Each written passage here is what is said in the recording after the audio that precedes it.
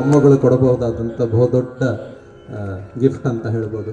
ಒಮ್ಮೆ ಎದ್ದು ನಿಂತ್ಕೊಳ್ಳಿ ಸರ್.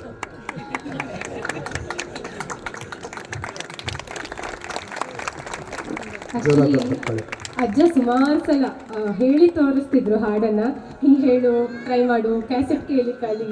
ಬಟ್ ಇಲ್ಲಿ ಕ್ಯಾಸೆಟ್ ಕೇಳಕ್ಕೆ ಇಟ್ಟಿರ್ಲಿಲ್ಲ. ಸೊ ಅಜ್ಜ ಈ ಸಲ ಹೇಳಿದೆ. ಮತ್ತೆ thank you Prakash uncle compose ಮಾಡಿದ್ದಕ್ಕೆ. Thank you so much.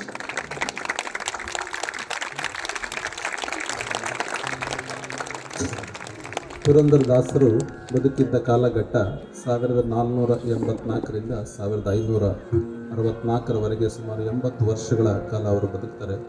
ಅವರು ಮಧ್ವ ಪರಂಪರೆಯವರು. ಅವರ ಹೆಚ್ಚಿನ ಹಾಡುಗಳು ಕೃಷ್ಣನ ಬಗ್ಗೆ, ವಿಷ್ಣುವಿನ ಬಗ್ಗೆ ಈ ಥರ ಇದೆ. ಅವರು ಹಾಗಂತ ಅವ್ರಿಗೆ ಅದ್ರ ಬಗ್ಗೆ ರಿಸರ್ವೇಷನ್ ಇರಲಿಲ್ಲ. ಆ ಕಾಲ ಅವರಿದ್ದ ಕಾಲ ಇಸ್ಲಾಂ ತುಂಬ ಜೋರಾಗಿ ಹಿಂದೂ ಧರ್ಮದ ಮೇಲೆ ಆಕ್ರಮಣ ಮಾಡ್ತಿದ್ದಂಥ ಕಾಲ. ಅದರಲ್ಲಿ ಅವರು ಕೆಲವಾರು ಹಾಡುಗಳು ಟೈಟಲ್ ಹೇಳ್ತೀನಿ, ಭಾಳ ಇಂಟ್ರೆಸ್ಟಿಂಗ್ ಆಗಿದೆ.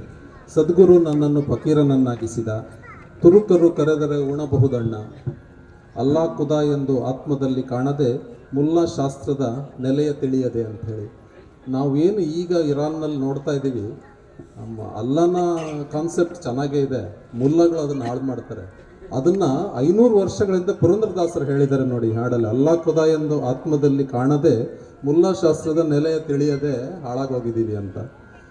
ಅರಿಯದೆ ಬಂದೆವು ಕಿಮ್ಸಿನ್, ಪರಿಹರಿಸಯ್ಯ ಬೊಂಸನ್, ಪರಿಪರಿಯಿಂದಲೇ ಹರಿಹರಿ ಎನ್ನದೆ ದುರಿತದ ಭಯವಿಲ್ಲ ಅಲ್ಲಲ್ಲ ಅಲ್ಲಲ್ಲ ಅಂತ ಹೇಳಿ ಹಾಡಿದ್ದಾರೆ.